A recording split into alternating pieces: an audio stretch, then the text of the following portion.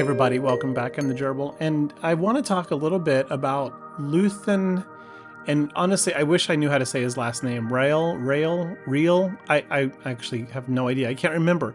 It's been a minute or two since watched the Andor TV show, which I really loved. It's one of my favorites. And I'm just gonna. I didn't plan this video out very much, so I didn't put the time into it that I normally did. So I hope you still enjoy it. I've got some speculation, and I'm just gonna kind of think out loud here as we go. But what does, I'm not going to talk about the kit. I don't want to talk about the kit. I mean, anybody can go online and read the kit, and by the time most people have Luthen, he's a conquest character. It's going to be 3.5 months from now.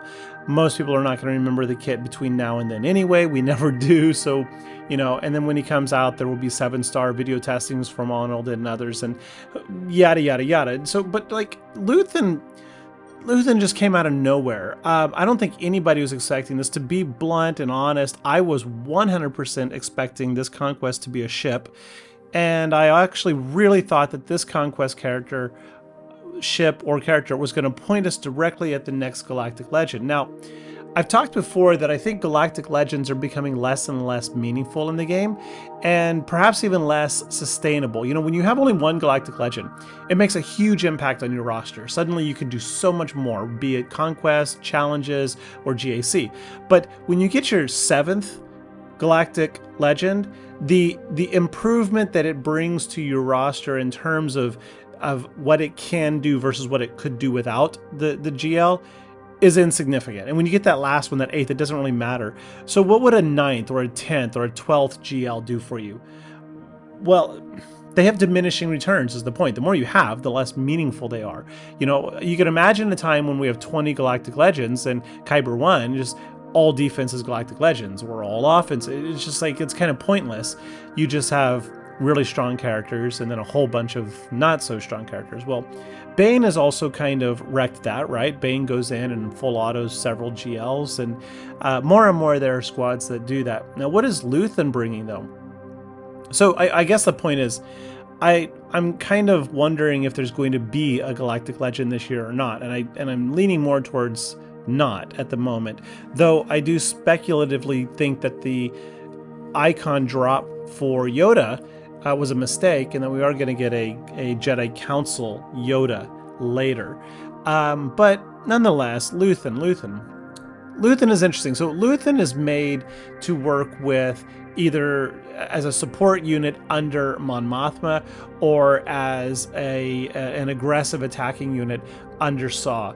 And I think that, you know, early game Saw is rather inaccessible, and the team that you need to make Saw work, I think, is really underwhelming. And I think Saw's character is very underwhelming. And yeah, some people will disagree with that, but just go look at the data on SWGOH.gg and you'll see that he doesn't really win much on offense or on defense. So I see how Luthen would be very much a lifter character for Saw, but Conquest characters aren't generally released as lifter characters for meh squads.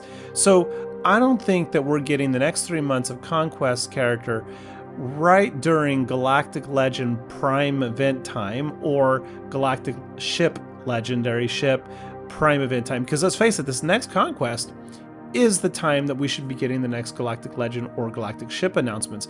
So this is a missed opportunity unless he's directly related to one of those, or we just aren't getting them. So if Luthen really is coming to the game to just lift one of these squads, well, I think that's really unfortunate and a bit disappointing. Nonetheless, Luthen is one of my favorite characters in Andor, and Andor, as I said, is one of my favorite shows, so I am super stoked about getting Luthen. But let's suppose, though, that Luthen is not just going to be a one-off lifter. Then what is Luthen going to do for us? Well, I was trying to think, well, who else is in Andor that could come to the game? Well, we already have Mon Mothma. We don't have a Senator Mon Mothma, but that would just seem redundant to have maybe 2 pacifist Mon Mothmas in the game. We already have Saw. We already have a Cassian, though, I mean, heck, we got, what, 4 Lukes, 5 Hans, 5 or 6 Chewbacca's? I mean, sure, we could get another Cassian. We could get like a young Cassian, a rebel recruit Cassian. There's a lot of things that we could get there. We could get Cyril, who I think would be an interesting character, though what is he? I don't know. Kino, if I'm saying it right, he was a prisoner, so I'm not sure what we're getting out of that. Most of the characters in Andor do not seem to have a really specific potential home. And there's another page here, a bunch of characters that are really, really good, enjoyable characters. Now, and again, forgive me if I'm saying their names wrong. Sintakaz would be great. Val would be great. I mean, we could get a whole new Cassian attack squad, like with Cinta, Val, Terramin, if I'm saying that name right. It's been like what, 2 years since I've seen the show. I don't remember their names. And then a new Andor. We could definitely get a new squad out of this. The problem is those are pretty much all light side, and if you look at the year so far, we have 5 Gungans, 3 Galactic Republics, 1 Separatist, and now Luthen. So if this is the conclusion of the Phantom Menace, then again, this is a big missed opportunity, and it's really lopsided light side. I don't think we're done with Phantom Menace, at least I really hope not. There's a lot that we could get that we don't have. From more droids to a Trade Federation capital ship with Trade Federation units and more droid ships. There is so much we could get. And I mean, heck, we could even get Pod Racer Anakin. I mean, I don't know. He could be a pacifist unit like Hermit Yoda, sits in the background and does whatever. But he may even be a pilot. But that would be weird to get the capital droid Trade Federation, and then we get Speaking of pilots, I think it's more probable that we're getting Luthen not for a new light side squad or an Andor focused series, but I think we're getting Luthen for his ship down the road. I could very much see this being a lifter unit for Home 1. Why? Home 1 is a very, very beloved ship. Biggs, Wedge is just terrible. The U-Wings, they have, especially Biggs, Home 1, it has an Akbar, oh my god, has a special place in the hearts of untold scores of Star Wars fans and likely Galaxy Heroes players. And despite my best efforts to convince people, Home 1 with a well-modded, geared up Biggs, Biston, and Kyle Katarn can definitely hold their own against any non-Galactic Legend ship, and yes, it can, just don't put it on defense. On offense, you can get max banners. It will walk over, it can, if you know what you're doing, walk over Malevolence, Negotiator, although Marauder makes it not worth trying. But anyway, Home 1 is in need of a lifter. It needs some love, and this is an opportunity there because it would gate the ship behind a conquest character, so that's a double money opportunity for capital gains to revitalize a well-loved fleet. And you're thinking, why Home 1? Because Luthen is a rebel. The Axis Alliance that he was part of was the beginning of the Rebel Alliance, Mon Mothma, right? Andor. So this would be a rebel ship. Now, CG does all kinds of weird stuff, like releasing Luthen right now when we're waiting. I mean, maybe this is a piece of a bigger puzzle, but there's more weirdness happening. So this month, our calendar characters, I got them here in white, outlined in gray rather, is Scout Trooper, Death Trooper. Now, this is interesting because Scout Trooper and Death Trooper, like if we were to build squads presently, there are really 2 trooper squads in the game, arguably 3.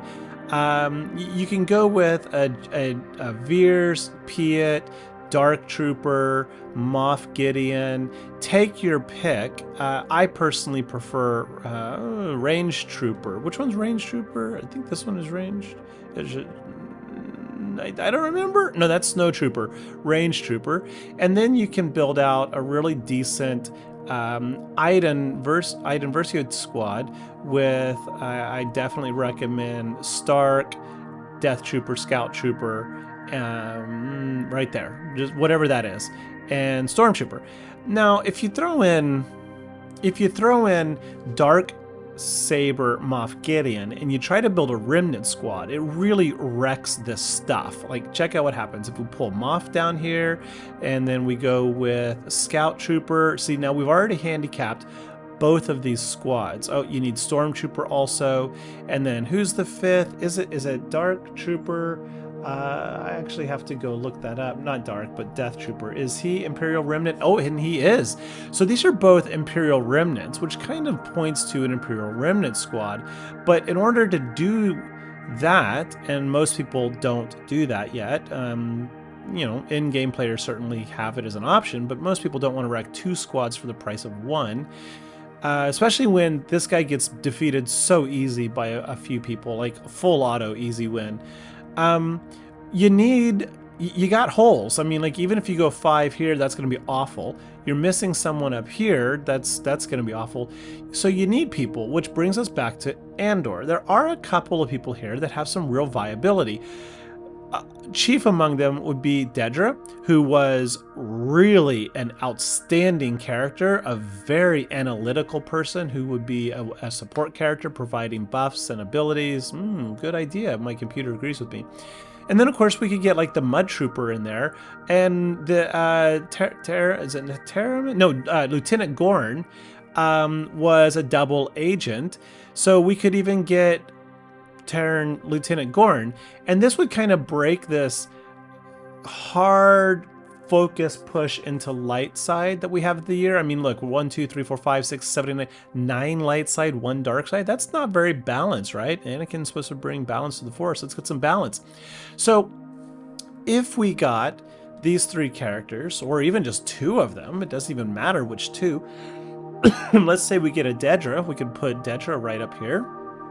And then we could put a Mud Trooper either place, plug and play, take your pick. And voila, we have fixed 2 squads. So I think that I think Andor is a stopgap. I don't think we're getting like full-on Andor feature. I don't think we're going to get entire squads out of Andor, though we could. I think that's unlikely. I think what we're more likely to get is Dedra and/or a Mud Trooper, and even if we only get 1, we now have 3 full Imperial Trooper squads. I mean, Dark Trooper Moff Gideon is not a trooper, but an Imperial Trooper the rest are, right? And Remnant, you get your Imperial Trooper Remnants, you got Imperial Trooper Idens, you got Imperial Trooper Veers, and you don't have to break anything up necessarily. Also, I think that like Iden, even though I still use Iden religiously in GAC Kyber 1-2 and I get incredible holds, that's because I've Relic 8 like the whole team for the Andor raid, and most people just don't realize how effective it is at that high Relic level, but that's not recommended for most people. I mean, I wouldn't say, hey, go Relic 8 your whole Iden team to keep them viable. I mean, Iden is amazing as a pilot, but as a squad, less so late game. And then Imperial Troopers as well. Imperial Troopers are Imperial Troopers. They do what they do. They walk right through a lot of squads, but also, they're not real viable on defense. They're much more a niche squad these days, as is Iden even more so. And then, like I said, despite Imperial Remnants being a recent squad to the game in the general picture, it's a full auto loss for a couple of different recent characters. And I don't think it's worth putting on defense, but I could be wrong about that. I was just browsing SWGOH, looking at 3v3 defenses, and like not there for sure. So like they have almost no, very, very little utility outside of some aggressive attacks, I feel. This one has the most defensive viability, but they need some love. And I think that while Luthen is coming to perhaps give these 2 characters love, I think a ship is coming to give Home 1 love, and I think we're going to get Dedra or Mud Troopers to give some Imperial Trooper love. But I really, really hope that means that this is not the end of the Phantom Menace, because this is not a cool balance. Like, I'm a light side player. I really don't care much for dark side or Sith. In general, I like the Empire, but I don't really care much for Sith. But we need some more love there. So anyway, I don't know. I just think it's interesting. I think it throws some wrench into my thinking. Until today, I actually was almost convincing myself that the next Galactic Legend ship was going to be the Trade Federation, which I think would just be so much fun. But now with what they're doing, I don't know. Maybe we're going to get Luthen in Red 5. Red 5 comes to Home 1, and that's our Galactic Legend ship. I mean, It could be. But I think that this does point to not a galactic legend this year. I actually kind of do think that. But time, we still got lots of time.